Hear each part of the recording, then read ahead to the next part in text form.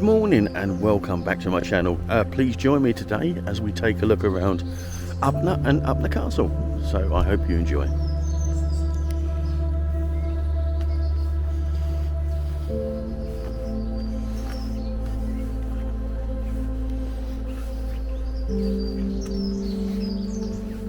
You can see we walked from the small car park at the top of the High Street in Upnor. You're presented with a lovely little pub, the King's Arms, which is quite nice on a sunny day. Just have a pint, and it's a really quaint, beautiful little street this, and actually leads down to the riverside, and where Upnor Castle is located. So some lovely little cottages, some dating back quite a long time.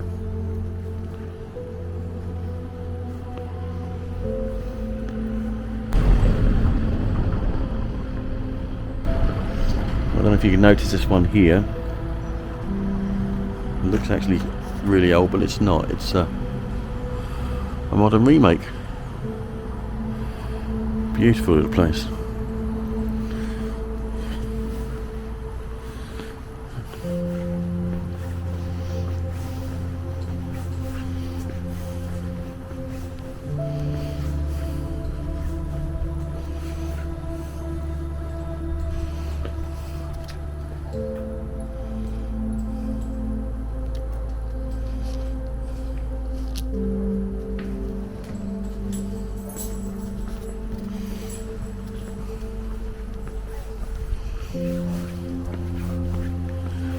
So some lovely little cottages and townhouses.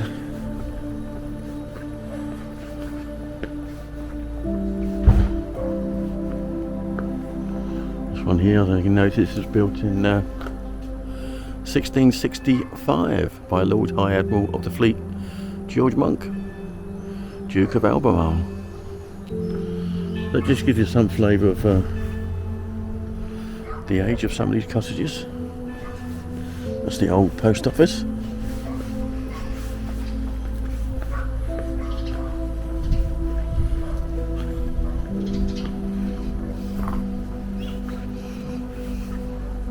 And just at the bottom of the street there's a lovely old pub, Shepherd and Neame, Tudor Rose.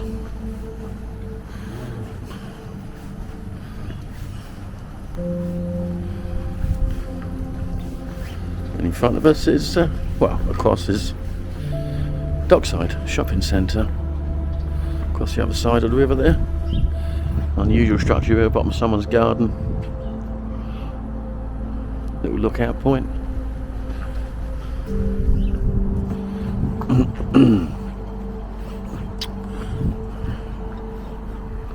And this is Upnor Castle. So please join me as we take a look around.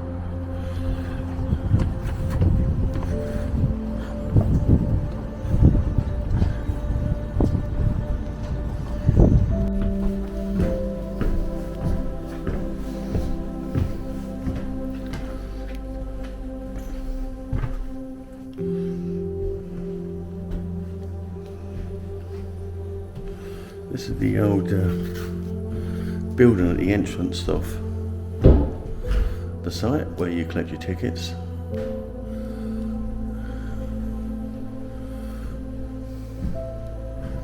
Looks like these were used for barracks in the past, the early 1700s.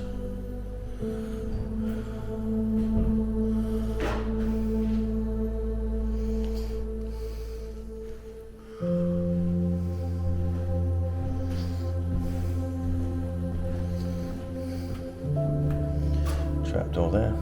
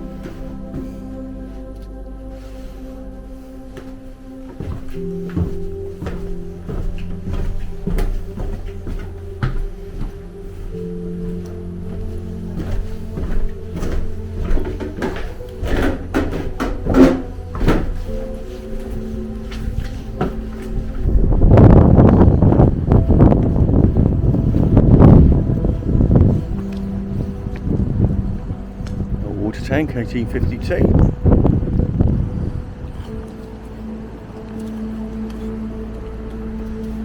And this is the main walk up to Upnor Castle.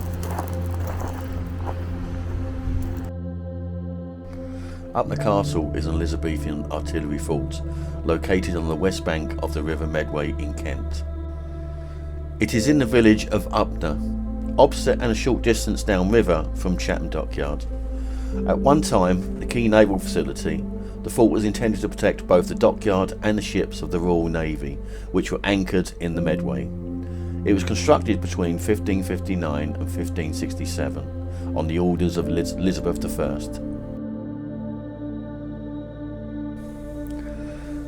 The castle consists of a two-storied main building protected by a curtain wall and towers, with a triangular gun platform projecting into the river. It was garrisoned by about 80 men, with the peak armament of around 20 cannons of various calibers.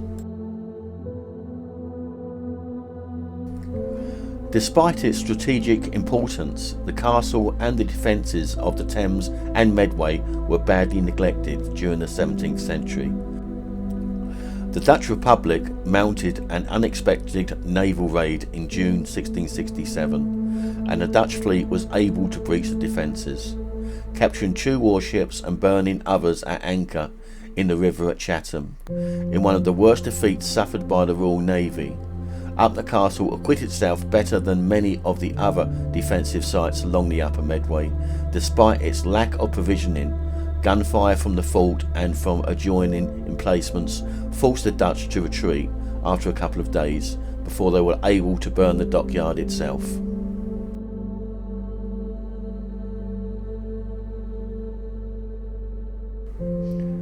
The raid exposed the weaknesses of the Medway defences and led to the castle losing its role as an artillery fortification.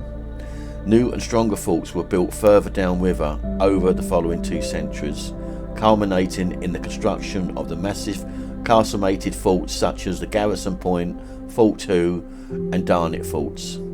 Upnor Castle became a naval ammunition depot, storing great quantities of gunpowder, ammunition and cannons to replenish the warships that came to Chatham for repair and resupply. It remained in military use until the late 1945. The castle was subsequently opened to the public and is now an English heritage property. The River Medway is a major tributary of the Thames, merging at an estuary about 35 miles east of London. Its upper reaches from Rochester to the confluence with the Thames at Sheerness. The water flows slowly, without strong currents, and is free from rocks, while surrounding hills provide shelter from the southwest winds. These characteristics made the section of the river below Rochester Bridge a desirable anchorage point for large ships, as they could be anchored safely and grounded for repairs. The complexity of the channel and its navigation also provided it with defensive advantages. During Henry VIII's reign, the Upper Medway gradually became the principal anchorage for ships of the Royal Navy. There were ships anchored there out of commission. They were usually stripped from their sails and their rigging, while in the state, and the opportunity was taken to refit and repair them. Storehouses and servicing facilities were built in the Medway towns of Gillingham and Chatham, which eventually became the nucleus of the Chatham Dockyard. By the time Elizabeth I came to the throne in 1558, most of the royal fleet used this section of the Medway, known as Chatham and Gillingham Reaches, as an anchorage point. Although the Thames had been defended from naval attack since Henry VIII's time, when 5 blockhouses were built as part of the Device Fort's chain of coastal defences. There were no equivalents on the Medway. 2 medieval castles, Rochester Castle, Queensborough Castle, existed along the river's south bank, but both were intended to defend landward approaches and were of little use for defence. There was thus a pressing need for proper defences to protect the vulnerable ships and the shore facilities on the upper Medway. Upnor Castle was commissioned in 1559 by order of Queen Elizabeth and her Privy Council. 6 indifferent persons chose a site opposite St Mary's Creek in Chatham on 6 acres.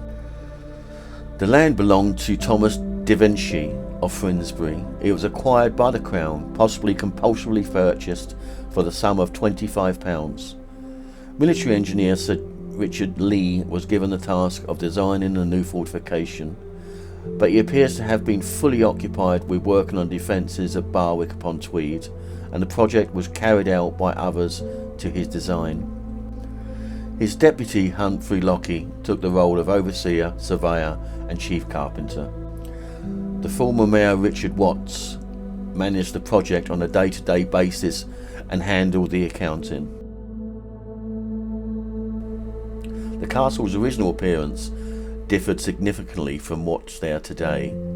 The arrow-shaped water bastion facing into the Medway and the main block behind of the park were the original design. There were also towers at either end of the water frontage. Though these were subsequently replaced by the towers of a different design, the gatehouse and the moat were later additions. A number of derelict buildings in Rochester Castle, Aylesford and Bopley were pulled down to provide stone for the castle. The main structure was completed by 1564, but it took another 3 years and an infusion of extra funds to finish the project, a total cost that came in at £4,349. The castle only saw action once in its history, during a Dutch raid on the Medway in June 1667, part of the Second Anglo-Dutch War. The Dutch bombarded and captured the town of Sheerness, sailed up the Thames to Gravesend, then up the Medway to Chatham. They made their way past a chain that was supposed to block the river, sailed past the castle, towed away the HMS Royal Charles and Unity, as well as burning other ships at anchor.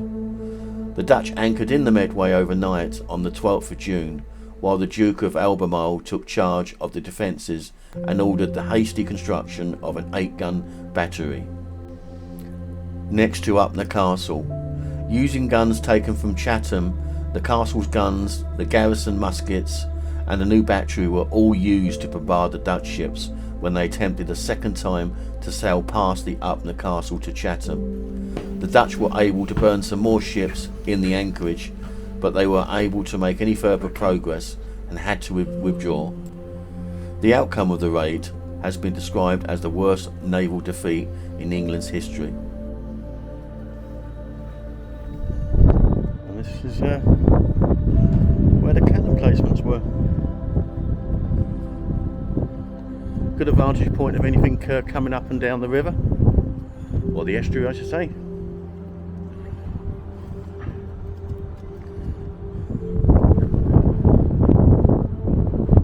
There's a better look of Dockside Shopping Centre and all the myriad of new apartments that are being built overlooking the River Medway.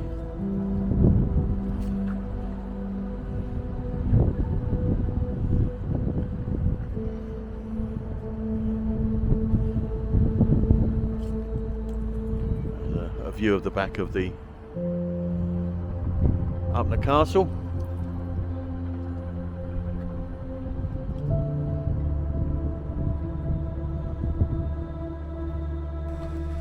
There's so much more history to this castle, and I think as you wander around anyway, you can see the balls that give you a lot of information on the past use of the castle, defences, and the different battles that occurred. So yeah, at least you'll come away having a full knowledge of the castle over the years.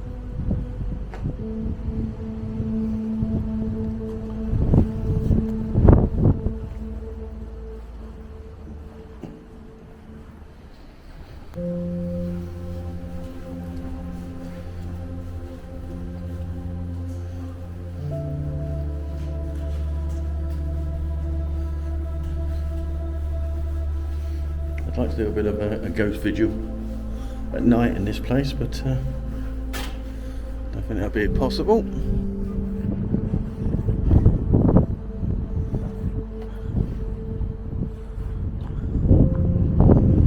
So I've got another room open there.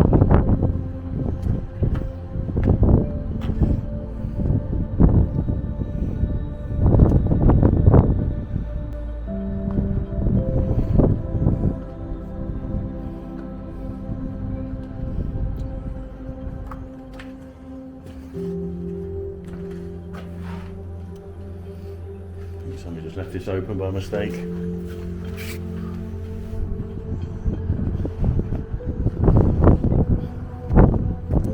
Let's go back up the windy stairway.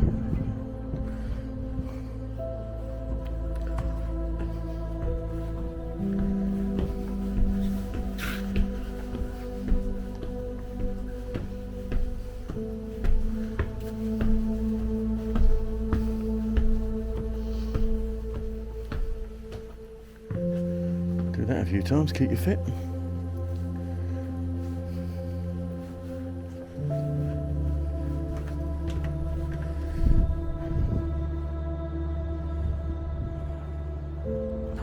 Right, now we've got the North and South Tower magazine. Let's have a look at the north side first.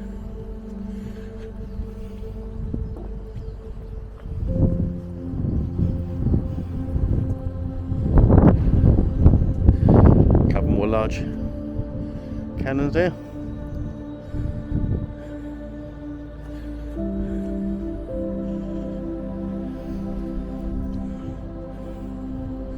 Just entering the North Tower.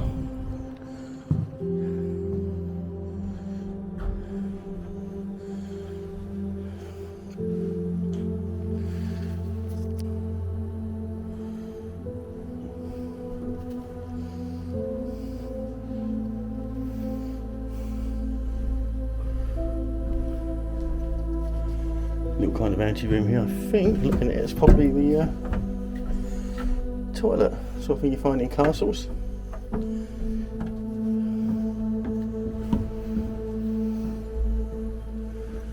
some more stairs to climb. These old timbers, like old railway sleepers.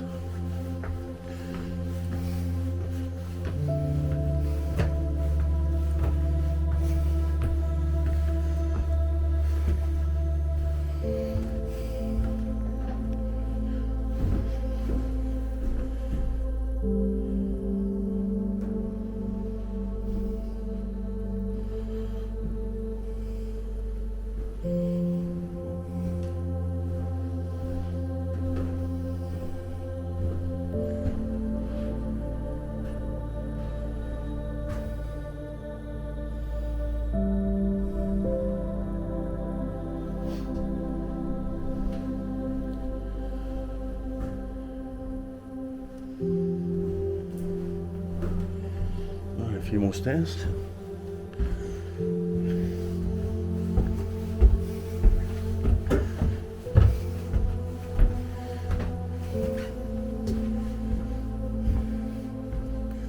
Second floor.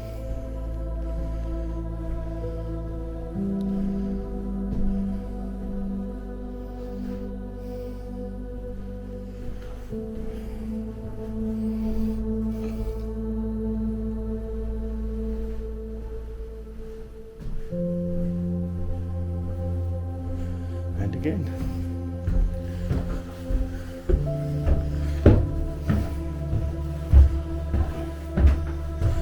Third floor, which leads you out to the roof.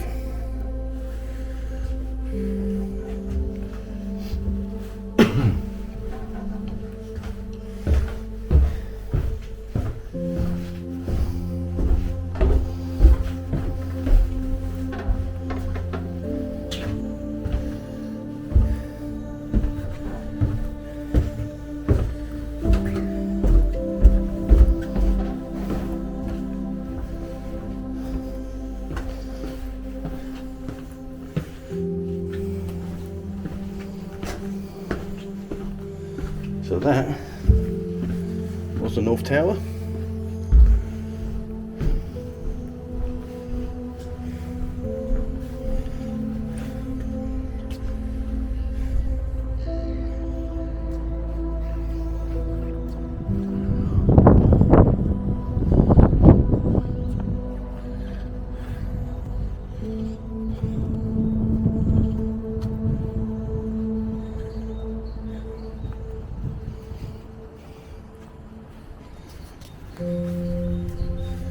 Let's see how different the South Tower is. Oh, okay. Looks like it got steps up to the upper floors externally. Another room there with another placement.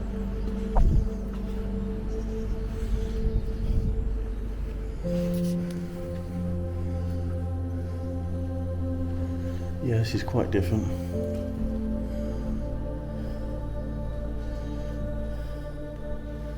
There's the toilet again. Got lights in this one, so you can see what you're doing. Obviously much more modern.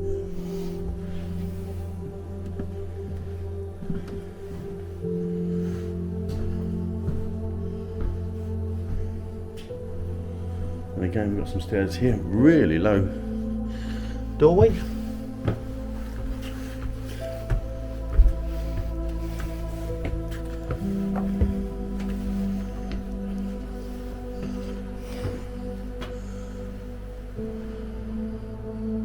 Definitely a bit there, door to nowhere. No entry to that space.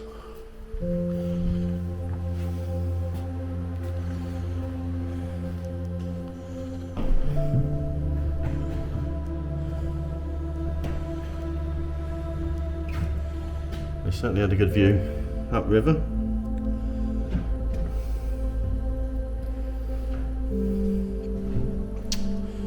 And again to the front of the castle.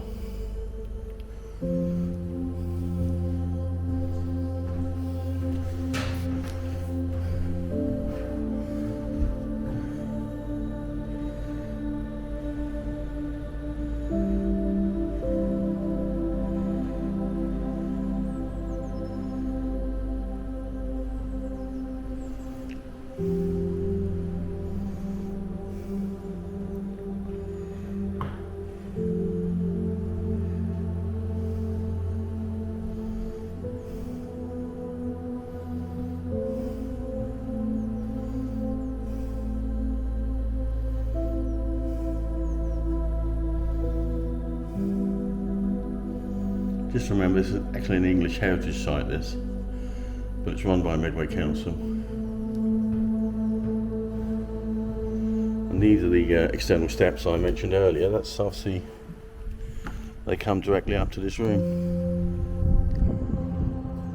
Lovely house over there in the distance.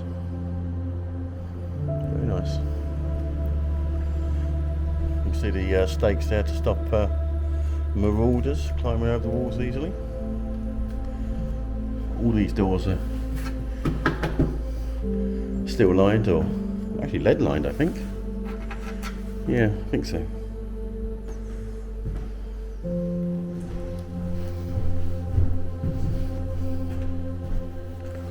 Yeah, so you can't really get any further here. If my memory serves, I think that was a clock tower up there. I think there's yeah, the mechanics and the workings of a clock. I remember going a few years ago. I think this was the place, but it's blocked off at the moment, so we can't go up there. So that was it, the South Tower.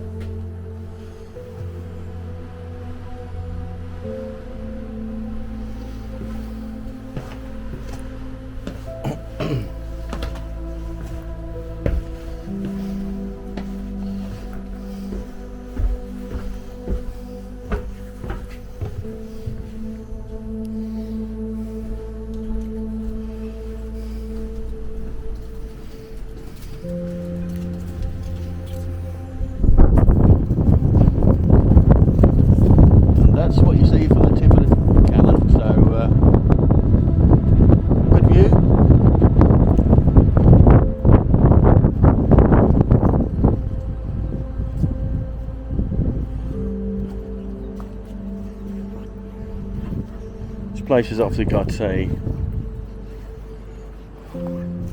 well, potentially a lot more spaces or places that you can't get to.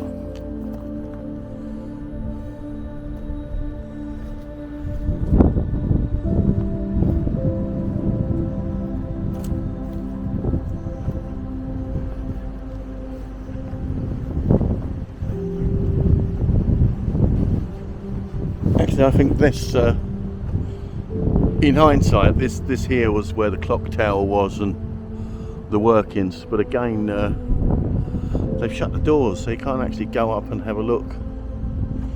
Whether that's a permanent thing or just for now, I don't know. One interesting thing, I mean, been wandering around here. There's nobody here whatsoever, other than the miserable lady on ticket desk. Boy, was she miserable.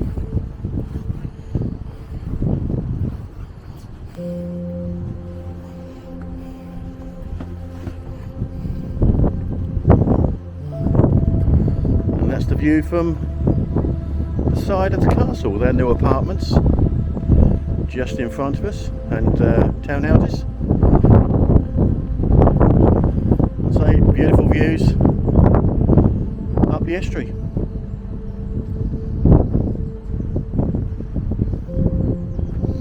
Seems a big gate or some description down there. Let's have a look and see what's there.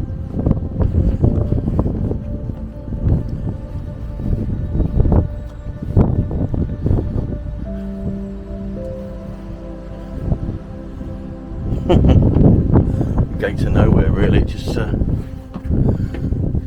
takes you back into the main courtyard, so to speak.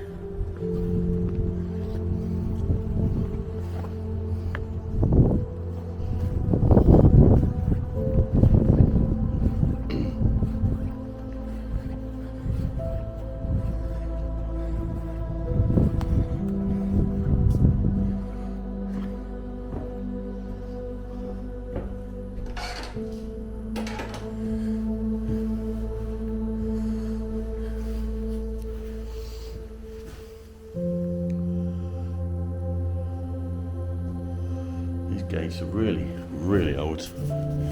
Got to be 400 or 500 years. Just look at the thickness of that door.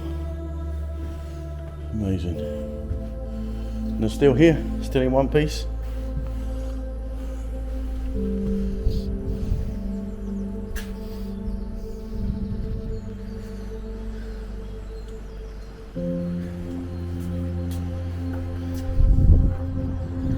So that was Upnor Castle. Not too big. Call it a castle. I'd say probably more of a fort, really. Just a stronghold. I assume from the sea we go right into London, so it's a good place, I suppose, to take out any marauders such as the Dutch or the French.